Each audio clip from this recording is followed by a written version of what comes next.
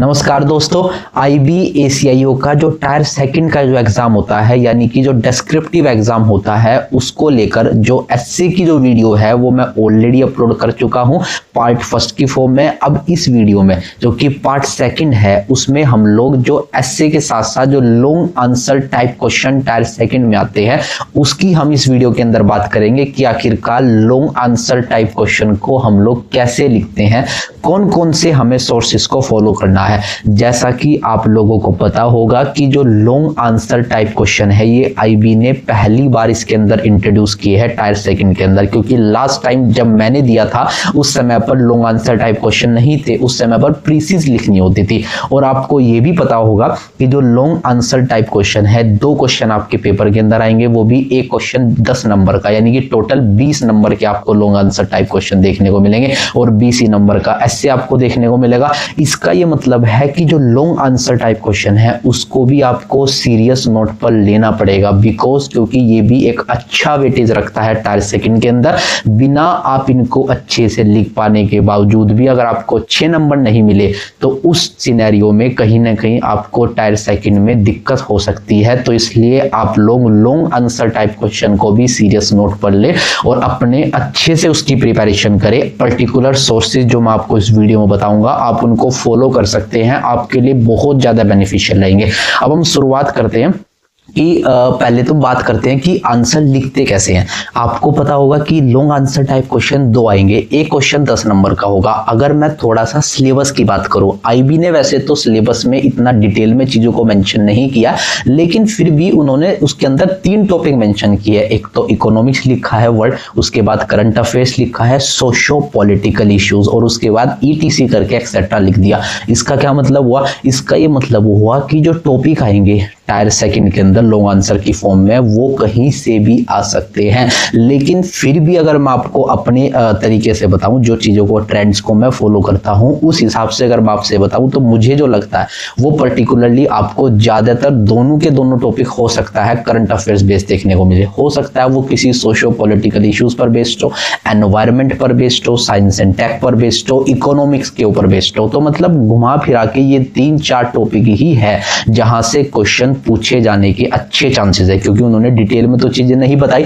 तो कहीं ना कहीं हमें अजम्पशंस के बेसिस पर ही प्रिपरेशन करनी पड़ेगी। ठीक है, ये तो बात थी सिलेबस की। अब अगर मैं बात करूं कि लिखते कैसे हैं, देखो क्योंकि मैंने जब यूपीएससी का मेंस लिखा था, आंसर राइटिंग की थी, तो उस समय उसके बेसिस पर जो मैंने अपना एक्सपीरियंस किया है कि कैसे मैं आंसर्स लिखता था। और आपको पता होगा 10 नंबर का क्वेश्चन है, यूपीएससी में भी 10 मार्कर का जो क्वेश्चन आता है उसमें 150 वर्ड्स वहां पर हमें लिखने होते हैं। उसके लिए वो अलग से पर्टिकुलरली 2 पेज वहां पर ब्लैंक छोड़े जाते हैं यूपीएससी के द्वारा। तो अगर हम थोड़ा सा उसी हिसाब से वहां पर चीजों को, क्योंकि अभी हमें नहीं पता कि इसके अंदर कितनी वर्ड लिमिट है, फिर भी अगर मैं आपको बताऊं on the basis of my experience कि अगर आपके पास कोई 10 नंबर का क्वेश्चन है तो आप ज्यादा से ज्यादा उसके ऊपर 150 शब्द वहां पर लिख सकते हैं। कई बार 160-170 तक भी लेकर जा सकते हैं, वो तो डिपेंड करता है इंफॉर्मेशन कितनी है वहां पर या फिर क्वेश्चन की डिमांड क्या है। ठीक है, लेकिन फिर भी अगर मैं आपको बताऊं, आप लोग अगर पेजेस की फॉर्म में पूछोगे, क्योंकि ज्यादातर स्टूडेंट्स का डाउट ये रहता है कि वहां पर किस तरह, क्योंकि वहां पर आपको A4 से पिछली बार तो A4 सीट मिली थी,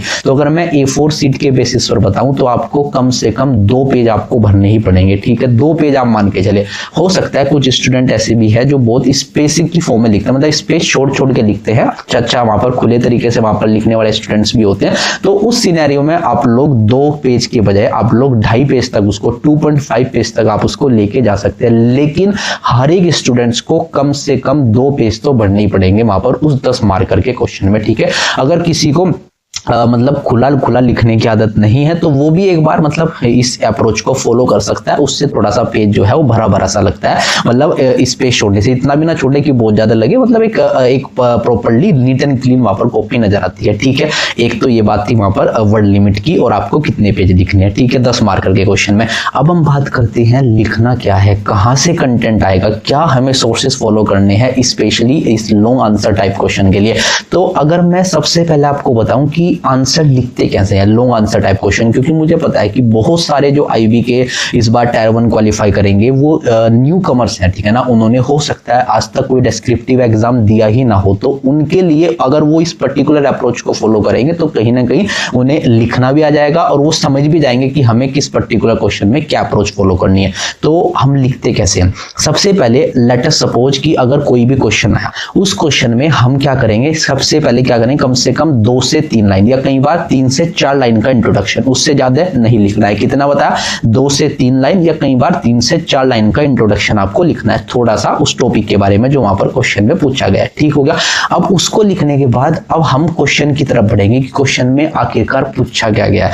कुछ भी अगर क्वेश्चन पूछा गया, लेट अस सपोज सिग्निफिकेंस पूछा गया किसी चीज का, तो आप क्या करोगे, फिर एक सिग्निफिकेंस हेडिंग डालोगे और उस पर्टिकुलर टॉपिक को भी लिख दोगे साथ में कि किसके सिग्निफिकेंस पूछे गए हैं। जो सिग्निफिकेंस पूछा गया उसको लेकर कम से कम 5 से 6 पॉइंट लिखोगे। अब यहां पर भी मैं एक डाउट क्लैरिफाई कर देता हूं कि बहुत सारे स्टूडेंट जो हैं उन्हें आदत है चीजों को पैराग्राफ की फॉर्म में लिखने की। पैराग्राफ क्या होता है, देखो अगर आपको पता होगा कि जो एस्से होता है उसको ज्यादातर एक स्टैंडर्ड तरीका होता है पैराग्राफ में लिखने का। कुछ लोग एस्से को भी पॉइंट्स में लिखते हैं, वो एक गलत तरीका माना जाता है, ठीक है ना। मैं कोई हार्ड एंड फास्ट रूल तो नहीं बता रहा, मतलब एक नॉर्मल स्टैंडर्ड वे जो है अगर आप उसको फॉलो करोगे तो कोई दिक्कत नहीं आती फिर, ठीक है। तो आप एस्से में जब आप पैराग्राफ ऑलरेडी यहाँ पर फॉलो कर रहे हो तो आप कोशिश करें, ठीक है ना, कि जो आपको ये लॉन्ग आंसर टाइप क्वेश्चन मिले हैं इसको आप लोग किसकी फॉर्म में लिखे, पॉइंट्स की फॉर्म में। तो जैसे ही आपने सिग्निफिकेंस हेडिंग डाल ली तो आप कम से कम 5-6 पॉइंट्स आप लिखोगे, 1-2 डाल के लिख दो या फिर जो बुलेट पॉइंट्स होते हैं उनकी फॉर्म में भी लिख सकते हैं, वो आपकी चॉइस है, आप लोग कोई सा भी अप्रोच को फॉलो कर सकते हैं। तो आप 5 से 6 पॉइंट आप सिग्निफिकेंस के लिखोगे हेडिंग डाल के। उसके बाद जैसे ही आपका सिग्निफिकेंस कंप्लीट होगा तो लगभग आपका 1 पेज। और एक चीज और मैं बता दूं आपको, जैसे आपने सिग्निफिकेंस में कोई बुलेट पॉइंट्स में आपने कोई पॉइंट लिखा, तो अगर आपको कोई भी एग्जांपल पता है तो आप ब्रैकेट डाल के उसको एग्जांपल को भी उसके साथ, या फिर आपको कोई डाटा पता है तो ब्रैकेट बना के उस डाटा को भी उस पर्टिकुलर पॉइंट के साथ कोट कर सकते हैं, कोई दिक्कत नहीं। इससे जो कॉपी है वो और ज्यादा होलिस्टिक लगती है। ये मैंने आपको अप्रोच बता दी। नेक्स्ट हम फिर क्या करेंगे, जैसे ही हमने सिग्निफिकेंस लिख दिए फिर हम जाएंगे चैलेंजेस की तरह। हो सकता है क्वेश्चन में चैलेंजेस ना पूछे हो, लेकिन फिर भी अगर आपको चैलेंजेस पता है तो आप चैलेंजेस लिख दो, ठीक है ना, कोई दिक्कत नहीं है। कई बार क्वेश्चंस में चैलेंजेस नहीं पूछता, ठीक है ना, 2 पेज भी तो कंप्लीट वहां पर फिल आउट करने हैं, तो नहीं भी पूछे तब भी लिख दो। वैसे मेजरली वहां पर क्वेश्चन में चैलेंजेस भी साथ में पूछ लेता है, ठीक है ना। हम एक एग्जाम्पल से भी चीजों को समझने की कोशिश करेंगे। देन आप चैलेंजेस भी किसकी फॉर्म में लिखोगे, बुलेट पॉइंट्स की फॉर्म में या फिर 1 2 3 करके, ठीक है। जैसे ही आपने चैलेंजेस लिख दिया, आप 3 से 4 चैलेंजेस या फिर 4 से 5 जितने भी आपको याद है, कोई हार्ड एंड फास्ट रूल नहीं है कि आपको इतने लिखने हैं, जितने भी आपको याद है। जैसे सिग्निफिकेंस आपको 4 याद है, आप 4 लिख दो, चैलेंजेस आपको 5 याद है, आप 5 लिख दो। लेकिन कोशिश करो कि चीजों के जो सिग्निफिकेंस है वो ज्यादा हो than compare to the challenges, वो थोड़ा सा ठीक लगता है कि हाँ भाई किस चीज के सिग्निफिकेंस ज्यादा है कंपेरेबल टू उसके चैलेंजेस के, ठीक है। अब अगर हम बात करें कि आपने जैसे ही चैलेंजेस को खत्म करा, अब आप क्या करोगे, आप लोग ऐसा कर सकते हो कि अगर आपका अच्छा खासा स्पेस बचा है, मैं दोबारा रिपीट कर दूं, अगर आपका अच्छा खासा स्पेस ऑलरेडी अवेलेबल है तो आप क्या लिख सकते हो, वे फॉरवर्ड लिख सकते हो। क्या लिख सकते हो, वे फॉरवर्ड या वे अहेड। उसको लेकर 2 पॉइंट्स आप लोग मेंशन करो। उसमें क्या आप मेंशन कर सकते हो, उसमें आप कोई गवर्नमेंट पॉलिसीज हो सकती है, कोई गवर्नमेंट इनिशिएटिव हो सकता है, या फिर आपके दिमाग में भी कोई इनोवेटिव आइडिया हो, वो भी आप उसके अंदर मेंशन कर सकते हैं। देन आप 2 से 3 लाइन का फाइनलाइज एक कंक्लूजन लिखोगे, क्या कि जो अभी आपको पता है, जैसे मल्टी स्टेक होल्डर अप्रोच, एक बैलेंस्ड अप्रोच, ठीक है ना, एसटीजी को याद आ रहा है तो हेंस करके सो करके आप लोग एक कंक्लूजन में उसको कंक्लूड कर दोगे अच्छे से पूरे आंसर को, ठीक है। मतलब ये जो मैंने आपको तरीका बताया, introduction, significant, challenges, way forward and then conclusion, ये स्टैंडर्ड तरीका होता है किसी भी आंसर को लिखने का। बाकी चीजें डिपेंड करती है आंसर की डिमांड क्या है, फिर क्वेश्चन की डिमांड क्या है, उसके हिसाब से भी हम चीजों को एडजस्ट कर सकते हैं, पहली बात।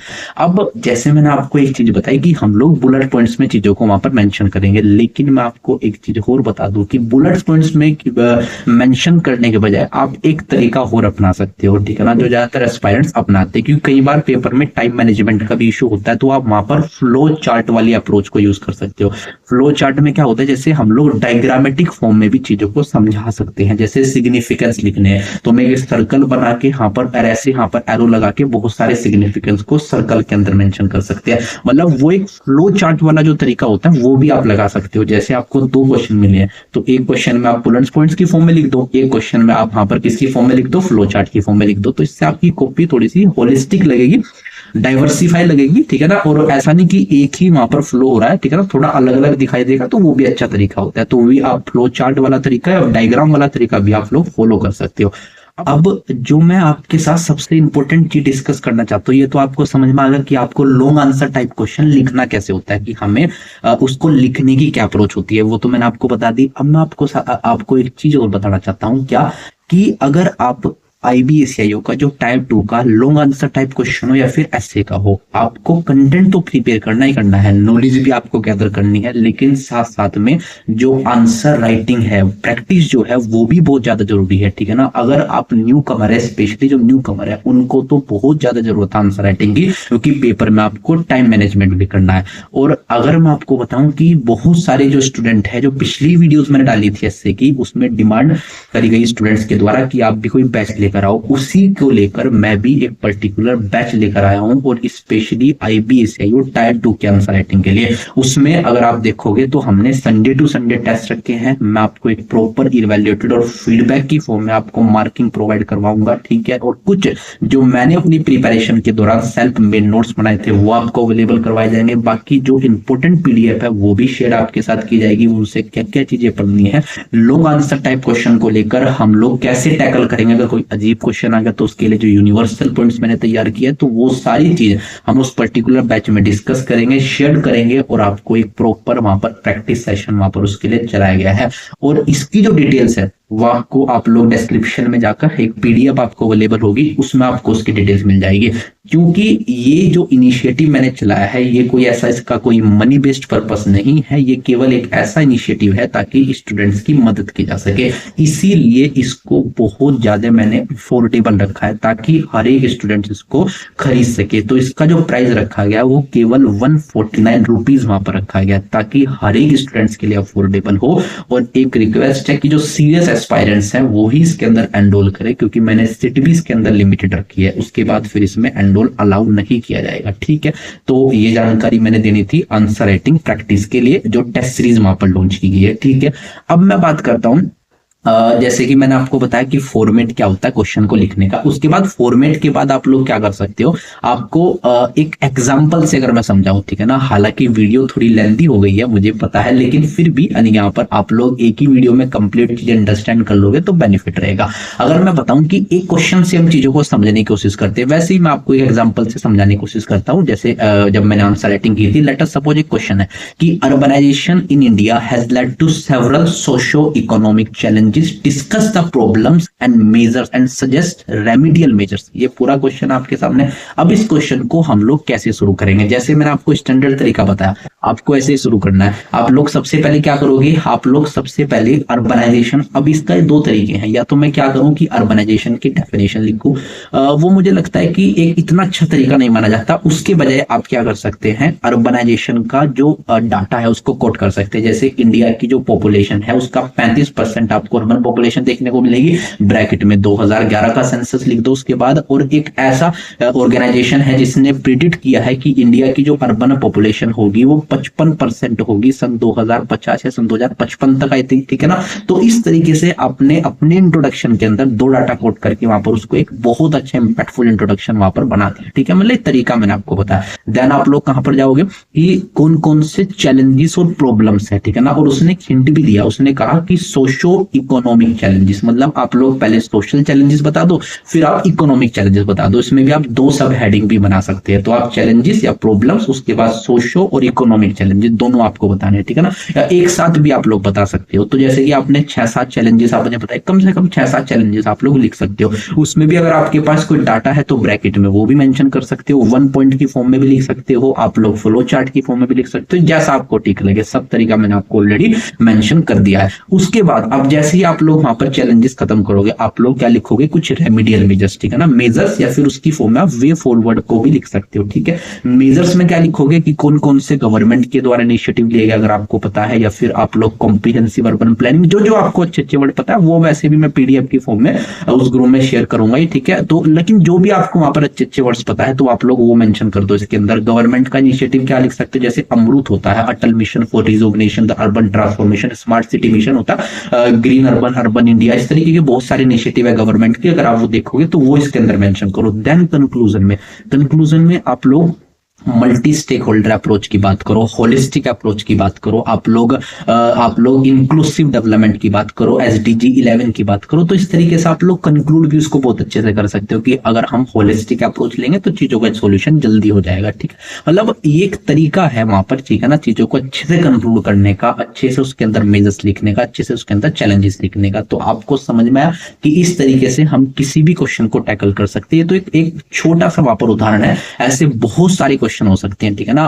उसमें अलग अलग तरीके से वहां पर क्वेश्चन पूछ सकता है वो, तो आप क्वेश्चन की डिमांड के फॉर्म में अपने आंसर्स को मतलब वेरी कर सकते हो, ठीक है। अब ये बात थी हमारे एग्जांपल को लेकर, ठीक है। अगर मैं आपको बताऊं जो लॉन्ग आंसर टाइप क्वेश्चन है, अगर आपको फिर भी अगर इसमें कोई डाउट है तो आप कमेंट सेक्शन में मेंशन कर सकते हो, particularly structure of the answer को लेकर, ठीक है। अब मैं बात करता हूं जिसके लिए ज्यादातर स्टूडेंट वहां पर कंसर्न रहते हैं कि कहां से पढ़े, सोर्सेज क्या होंगे भाई इसके। अगर मैं आपको बताऊं कि लॉन्ग आंसर टाइप क्वेश्चन के कौन कौन से सोर्सेज हम लोग फॉलो कर सकते हैं, देखो आप लोग वैसे तो बहुत सारे सोर्सेज हो सकते हैं भाई। अगर मैं आपको बताऊं 2 क्वेश्चन वहां पर वो लोग पूछेंगे, अब उसके लिए आप लोग कितना मटेरियल तैयार करोगे। तो अगर मैं आपको एक दो कुछ डेफिनेट सोर्स अगर आपको बताऊं, जैसे कि विजन आईएएस की जो मेंस की 365 आती है, वो आपके लिए बहुत ज्यादा बेनिफिशियल है, क्योंकि आईबी ने पर्टिकुलरली उसके अंदर करंट अफेयर्स मेंशन किया, इकोनॉमिक्स भी अगर वो पूछेगा, सोशल पॉलिटिकल इश्यूज पूछेगा, एनवायरमेंट पूछेगा,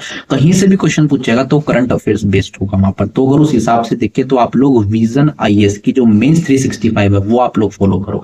और अगर मैं आपको बताऊं जैसे कि आपके पास जो एनवायरमेंट की है, साइंस एंड टेक की है, इकोनॉमिक्स की है, ये तीनों पीडीएफ तो मस्ट है बिल्कुल, बाकी भी आप पढ़ सकते हैं लेकिन तीनों पीडीएफ को तो जरूर पढ़े। बाकी अगर मैं यूट्यूब की बात करूं तो आप यूट्यूब पर क्या कर सकते हैं, आप लोग यूट्यूब पर एक तो जरूर आप लोग एक चीज को फॉलो करें, वो है स्टडी आईक्यू। स्टडी आईक्यू के जो चैनल्स हैं वो क्या करते हैं, डेली 2 से 3 वीडियोस अपलोड करते हैं बेस्ड ऑन करंट अफेयर्स। तो आप उन वीडियोस को फॉलो कर सकते हैं, ताकि अगर आप न्यूज़पेपर नहीं पढ़ रहे, वैसे तो न्यूज़पेपर अगर आप पढ़ोगे द हिंदू या द इंडियन एक्सप्रेस तो बहुत अच्छी बात है, लेकिन अगर नहीं भी पढ़ रहे हैं एटलीस्ट आप उन वीडियोस को फॉलो कर लो, ताकि आपको करंट की इंफॉर्मेशन मिलती रहे। कोई भी ऐसा क्वेश्चन आए तो आप उन इंफॉर्मेशंस को उस आंसर के अंदर ऐड कर सकते हैं। तो आप स्टडी आईक्यू, विजन आईएएस की पीडीएफ और बाकी चीजें आपको जो मैंने टेस्ट सीरीज बताई है उसमें मैं अपनी तरफ से वहां पर अवेलेबल करवाने की कोशिश करूंगा, जो डाटा और फैक्ट और दूसरी यूनिवर्सल पॉइंट्स वगैरह होते हैं। तो रिसोर्सेज की तो यहीं पर बात होगी, बाकी आपको जो टेलीग्राम का जो चैनल है वो भी आपको डिस्क्रिप्शन में मिल जाएगा। लेकिन फिर भी अगर किसी को डाउट है डेस्क्रिप्टिव को लेकर या फिर आईबीएसईओ को लेकर या फिर किसी भी पर्टिकुलर एग्जाम को लेकर, वो कमेंट सेक्शन में मेंशन कर सकता है, या फिर अगर किसी को पर्सनली भी मुझसे कनेक्ट करना है तो वो इंस्टाग्राम पर मुझे कनेक्ट कर सकता है, जिसका लिंक आपको डिस्क्रिप्शन में मिल जाएगा। बाकी ये जो सारी चीजें हैं ये मैं टेलीग्राम पर भी अवेलेबल करवाऊंगा, आप टेलीग्राम का लिंक भी डिस्क्रिप्शन से ज्वाइन कर सकते हैं। तो इसी के साथ धन्यवाद, अभिज्ञान आपके साथ हमेशा जुड़ा रहेगा।